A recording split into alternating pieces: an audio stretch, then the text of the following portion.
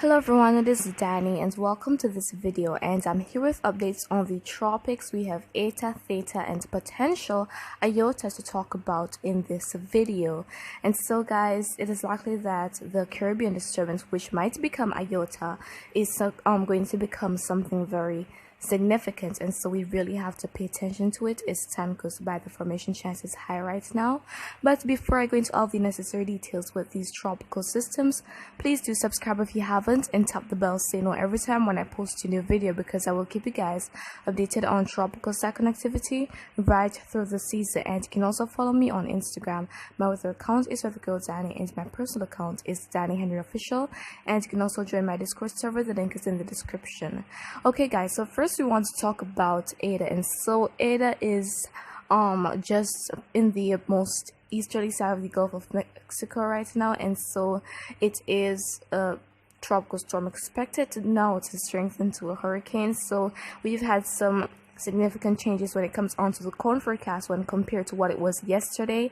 And so looking at it now, so now they're now showing what they were first expecting. So it's going to be moving into Florida by sometime on Thursday and then curving out into the Atlantic. They were showing that it's going to be making landfall along the Florida Panhandle, but now that is being changed, and we see that it is briefly expected to re-strengthen to a hurricane. And at this time, we have a tropical storm watch still in effect for the most westerly side of Cuba, and we have a tropical storm warning for most of the westerly side of Florida, and a bit north of that warning area is also a tropical storm watch. And also portions where the system is going to be moving inland, there is a hurricane watch in place because winds could be near hurricane strength at that time.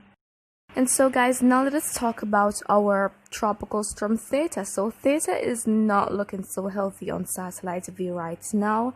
It is we're not really seeing much organization with it. And so now looking at the National Hurricane Center's cone forecast for it, it has sustained winds of 65 miles per hour, and it is moving to the east-northeast at around 8 miles per hour. And so this system here is just going to really be loitering, and eventually it is going to it's expected to dissipate, or I should say become post-tropical by early next week, and it could dissipate sometime after, and the remnants could affect portions of the Iberian Peninsula as they loiter around, guys.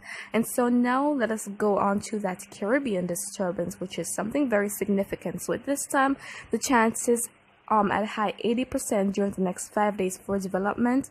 And so when it is in the central and the South Caribbean, that is when conditions are going to be really favorable to support this to become a tropical cyclone. And if it does, which is probably likely by this weekend or very, very early next week, it will acquire the name Iota, which is the next name to be used to name a tropical cyclone. And so now let us look at it on satellite view. And so this is not so organized. When the rainfall is pretty widespread, and so portions of Puerto Rico as well as Hispaniola could experience some continuous rainfall from the system during the next day or so. And as it is going to be making its way westward, this rainfall could also affect Jamaica. So guys, maybe by the latter part of this week, us here in Jamaica could experience some inclement weather conditions from this disturbance as it is going to be making its way westward. And so in terms of the expected intensity, we only have 3 available models, but all 3 agree that it will become